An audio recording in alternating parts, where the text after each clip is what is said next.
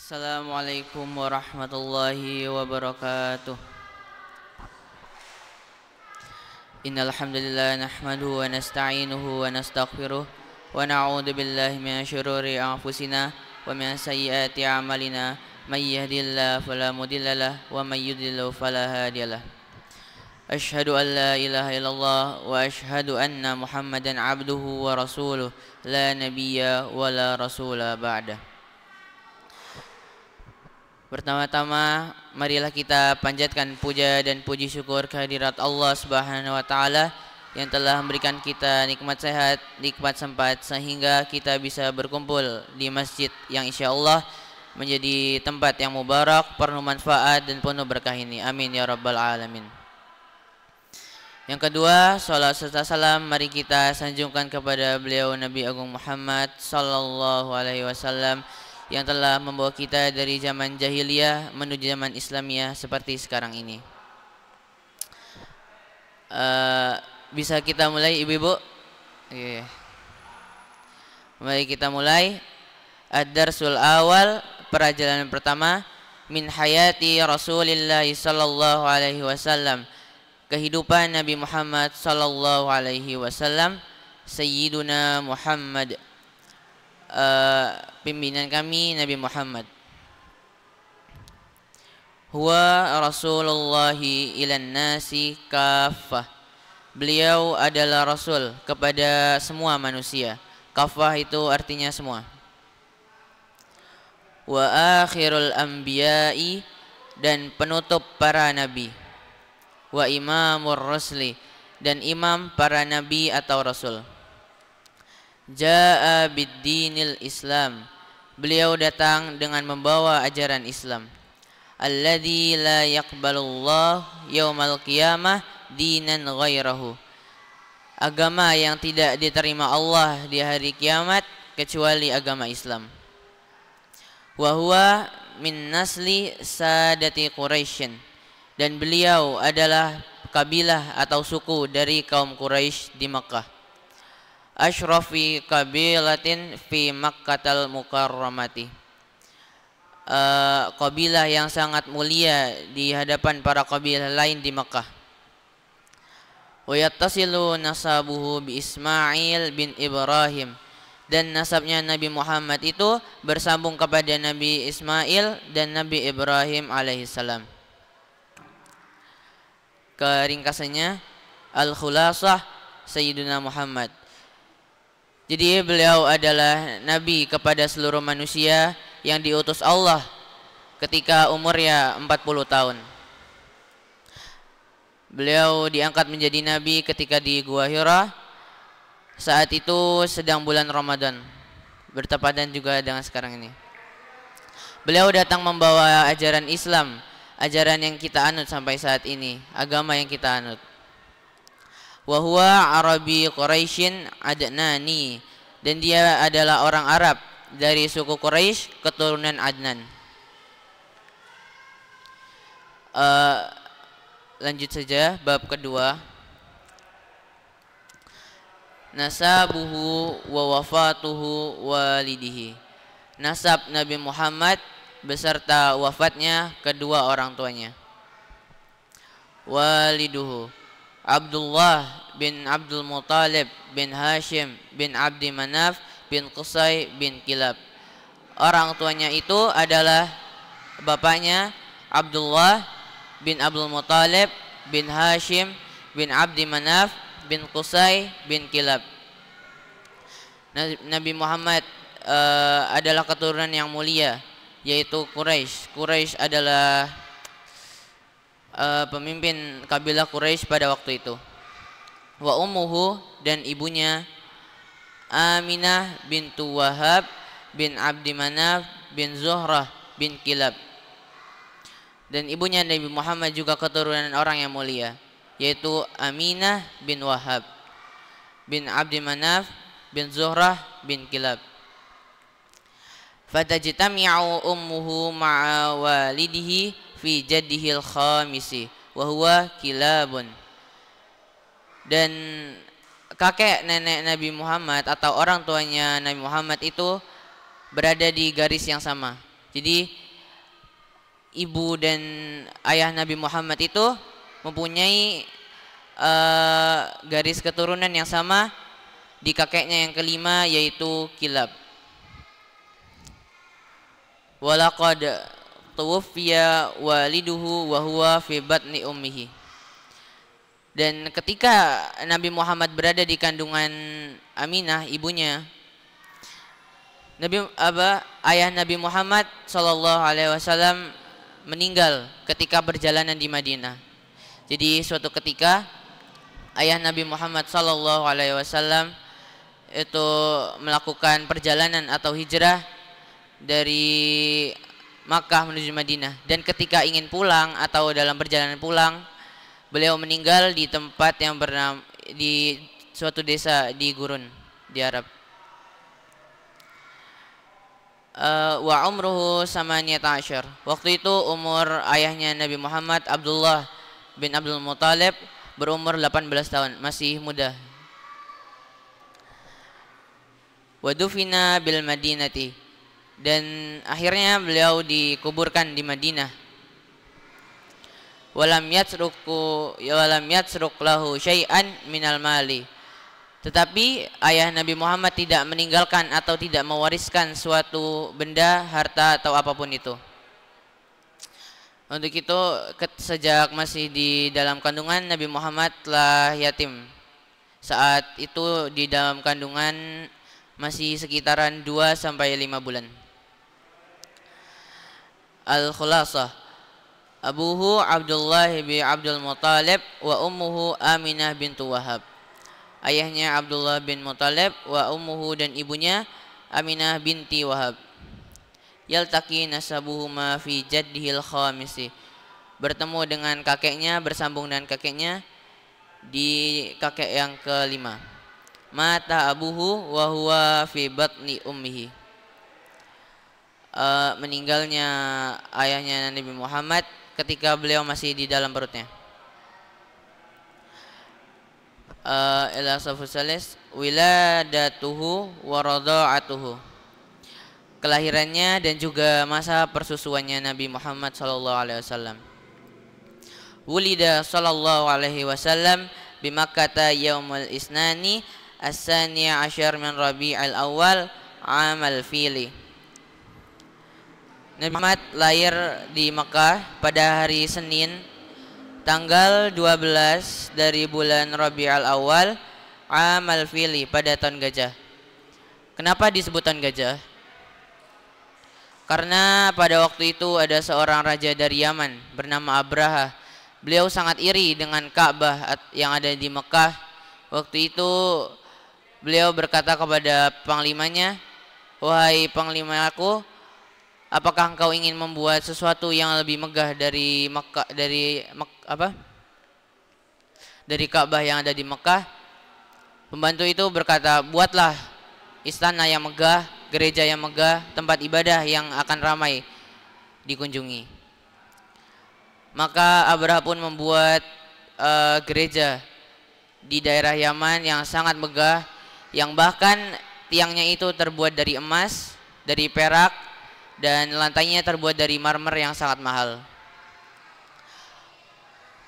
Tapi tidak ada satupun orang yang beribadah di situ. Maka karena itu Abraha melancarkan aksi atau perang kepada kaum Quraisy yang ada di Mekah. Waktu itu Abdul Muthalib masih hidup, dan beliau ketika mendengar berita itu berkata kepada para pemuka Quraisy, "Wahai pemuka Quraisy, tinggalkanlah kota ini, karena sesungguhnya kota dan Ka'bah ini adalah milik Allah, maka biarkanlah Allah yang menjaganya." Pemuka Quraisy pun bingung, kenapa kita harus meninggalkannya? Padahal kan Ka'bah harus kita jaga, harus kita lestarikan budayanya, jangan sampai hancur di tangan orang-orang yang zalim. Maka dari itu Abdul Muthalib pun bilang, "Kan saya sudah katakan itu milik Allah, bukan milik kita. Maka biarkanlah Allah yang menjaganya dan merawatnya." Orang-orang Quraisy pun langsung bingung, dan penduduk Makkah juga bingung karena mereka tidak ingin Ka'bah itu hancur di tangan orang-orang yang zalim. Tapi karena waktu itu Abdul Muthalib adalah pemimpin Mekah, pemimpin Quraisy, maka mereka langsung mengikuti apa kata Abdul Muthalib dan bersembunyi di belakang bukit. Waktu itu orang-orang Mekah mereka bersembunyi di belakang bukit dengan mengintip Mekah dan Ka'bah dari kejauhan. Waktu itu ada salah satu mereka yang berkata, "Celakalah Abdul Muthalib karena ia telah meninggalkan Ka'bah, rumah Allah, warisan dari Nabi Ibrahim."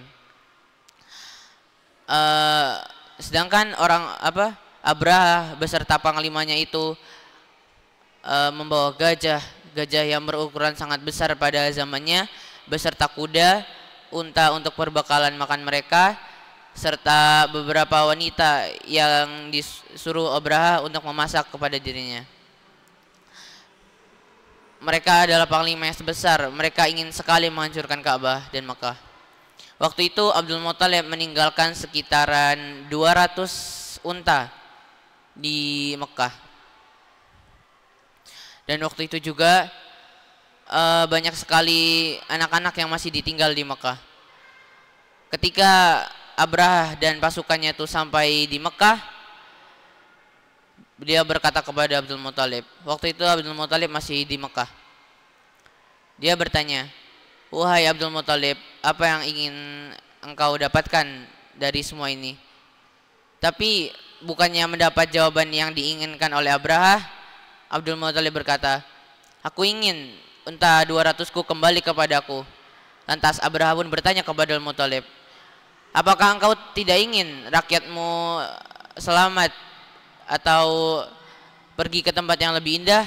Abdul Muthalib bilang, "Aku hanya ingin untaku, kembalikan untaku, karena rumah Ka'bah ini adalah milik Allah, biarkanlah ia yang menjaganya." Waktu itu dia dengan terheran-heran memberikan 200 unta milik Abdul Muthalib, dan Abdul Muthalib pun lantas langsung pergi. Ketika hendak memasuki Makkah, disitulah Allah melaksanakan janjinya, yaitu menjaga rumah Allah. Beliau mengirimkan ribuan burung yang tidak diketahui, tapi dinamakan burung hudhud.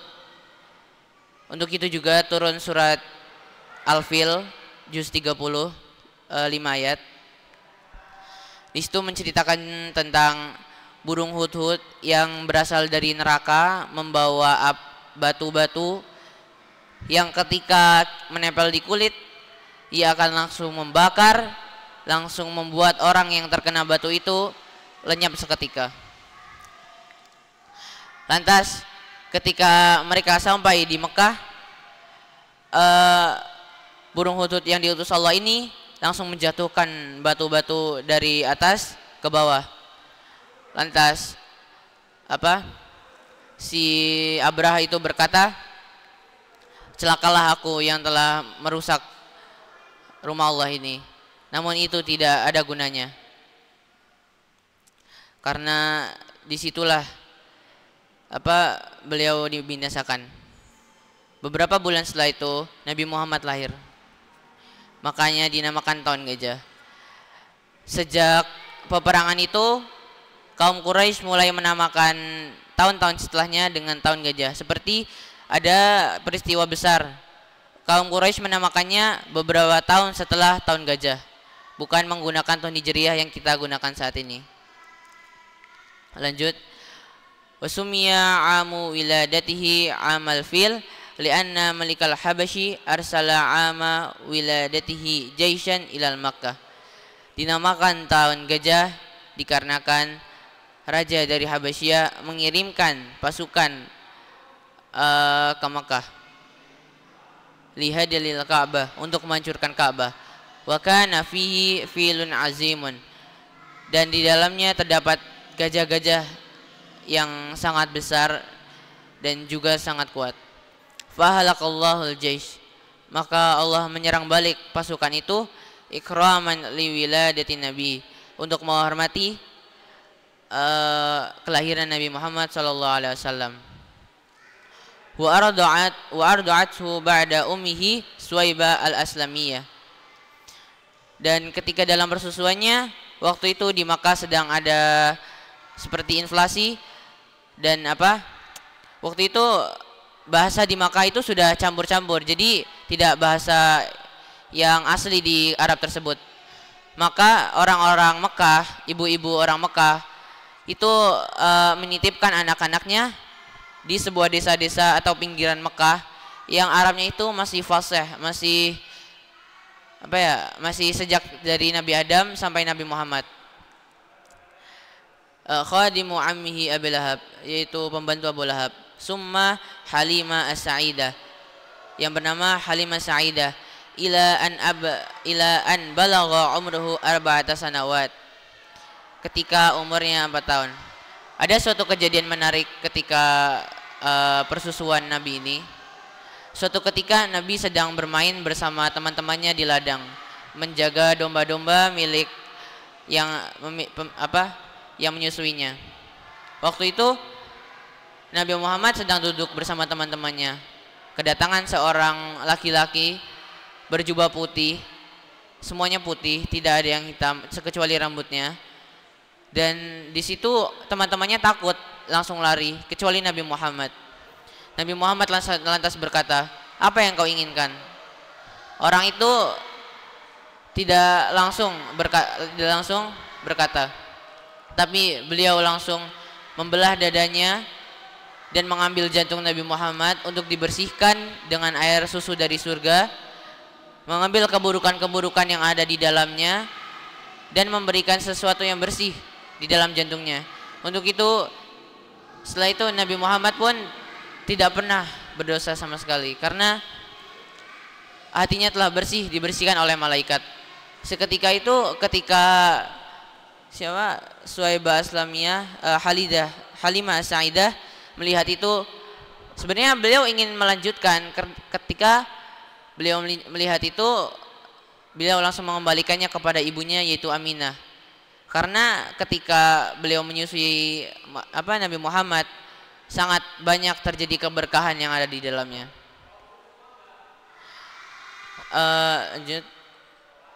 Al-Khalasah. Wulida bi Makkah amal fil. Nabi Muhammad dilahirkan di Makkah pada tahun gajah. Wa ardu'atu Suwaibah al-Aslamiyah. Ia disusui oleh Suwaibah al-Aslamiyah, pembantu dari Abu Lahab. Summa Halimah As-Sa'idah. Kemudian Halimah As-Sa'idah, pembantu yang tadi melihat Nabi ketika dibersihkan jantungnya. Dan juga Abu Lahab waktu itu sangat senang dengan kelahiran Nabi. Beliau langsung berlari menuju rumah Aminah dan berkata, "Wahai beruntungnya aku mempunyai cucu yang elok seperti ini." Yang kala di neraka, Nabi Muhammad melihat Abu Lahab berkata, "Setiap hari Senin azabku di dalam kubur atau di dalam neraka diringankan oleh Allah Subhanahu wa taala." Lantas ada yang berkata, "Kenapa wahai Rasulullah?" "Karena Abu Lahab senang dengan kelahiranku, maka azabnya pun diringankan." Coba lihat, Abu Lahab saja yang kafir, yang selalu membenci Nabi, tetapi ketika beliau lahir, Nabi Muhammad lahir, beliau sangat senang. Apalagi kita yang selalu mengadakan maulid Nabi setiap tahun, insya Allah Allah akan selalu mengampuni dosa-dosa kita. Amin ya rabbal alamin. Lanjut ke bab 4. Wafatu ummihi wa hadanatuhu. Wafatnya ibunya dan diasuh oleh kakeknya. Tufiyat ummuhu sallallahu alaihi wasallam wa huwa fis sadis min umrihi. Ibu Nabi Muhammad sallallahu alaihi wasallam wafat ketika umur Nabi Muhammad menginjak usia 6 tahun. Wahia raji'atun minal Madinah, dan meninggal ketika perjalanan pulang dari Madinah. Setelah melakukan perjalanan, ibunya Nabi Muhammad meninggal di perjalanan. Wa qad dhahabat ilal Madinati li ziyarati qabri abihi wa ma'aha jaddu Abdul Muthalib. Ketika itu ibu Nabi Muhammad dan Nabi Muhammad beserta pembantu li ziyarati qabrihi, untuk berziarah ke kuburan abihi, ayahnya, sedang ziarah ke kuburan ayahnya, jadduhu Abdul Muthalib, dan dia bersama seorang budak. Wa qad dufinat bil abwa wa hiya qaryatun bainal Makkah wal Madinah, yang saat ini dikenal dengan nama Al-Abwa, tempat bernama Al-Abwa, wa hiya qaryatun baina Makkah wal Madinati, tempat di antara Makkah dan Madinah. Fahadanatu Ummu Aiman, maka sejak itu Rasulullah pun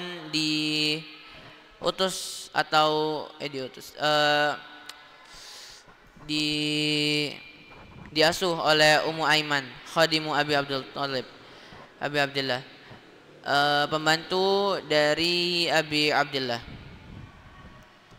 Al-Khalasah, tufiyat ummuhu wa umruhu 6 sanawatin. Nabi Muhammad ditinggalkan oleh ibunya ketika umurnya 6 tahun. Wa dufinat bil abwa, dan dimakamkan di daerah yang bernama Abwa. Fahadanathu Ummu Aiman khadimatu abihi, dan diasuh oleh Ummu Aiman, khadimatu abihi, pembantu dari ayahnya. Kapnya cerita. Bab khamsah, tarbiyatuhu wa wafatuhu jaddihi. Ketika Nabi Muhammad diasuh oleh kakeknya, wa wafatuhu jaddihi, dan meninggalnya kakeknya, yaitu Abdul Muthalib. Qama bitarbiyatihi ba'da wafati ummihi jadduhu Abdul Muthalib. Ketika itu Nabi Muhammad diasuh oleh kakeknya yang bernama Abdul Muthalib setelah ibunya meninggal. Wa kana yuhibbuhu aksara min hubbihi li auladihi, dan Abdul Muthalib sangat menyukai atau lebih menyukai ayahnya, yaitu Abdullah, dari anak-anaknya. Jadi ada suatu cerita juga. Ketika itu Abdul Muthalib bernazar, jika aku berhasil, maka aku akan menyembelih salah satu anakku. Waktu itu dibelikanlah perundingan di antara anak-anaknya. Waktu itu yang jatuh Abdullah, tapi Abdul Muthalib ini tidak rela karena Abdullah adalah anak yang sangat disayanginya. Maka waktu itu dirundingkan lagi kedua kalinya, dan tetap nama Abdullah yang keluar. Waktu itu Abdul Muthalib sudah pasrah karena beliau bernazar dan harus dilakukan. Untuk ketiga kalinya dilakukan lagi. Abdul Muthalib menyelenggarakannya lagi, dan Abdullah keluar lagi. Setelah itu dengan berat hati beliau ingin menyembelih Abdullah. Tetapi para pemuka Quraisy langsung berkumpul dan mengundang Abdul Muthalib ke kantor di Quraisy. Beliau berkata, "Aku akan menyembelih anakku." Tetapi para Quraisy berbilang, "Janganlah engkau membunuh anakmu, karena ditakutkan ini akan menjadi tradisi yang buruk bagi kaum Quraisy." Abdul Muthalib pun segera sadar jika nazarnya itu sangatlah buruk. Maka untuk itu beliau menggantinya dengan 100 unta untuk Abdullah. 100 unta untuk Abdullah. Dengan itu Abdullah tidak jadi disembelih, tetapi diganti dengan 100 unta. Lanjut.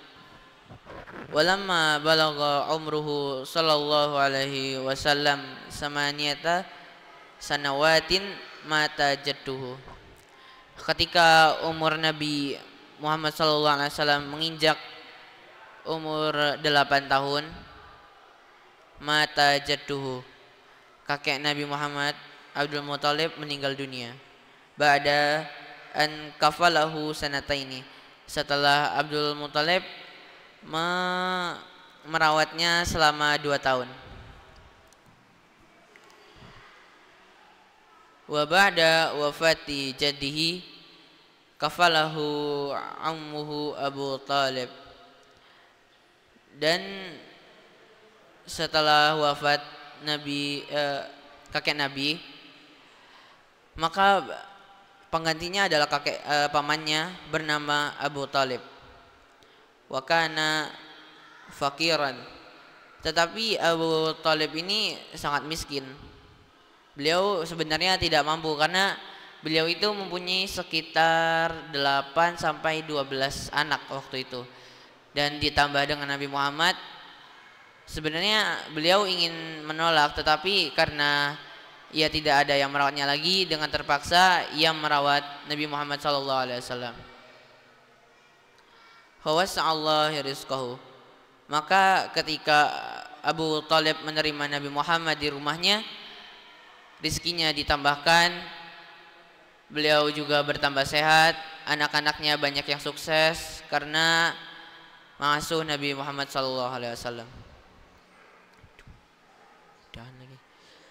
Wa kana sallallahu alaihi wasallam fi muddati kafalati ammihi qani'an bima qasamahu Allah wa yassara lahu.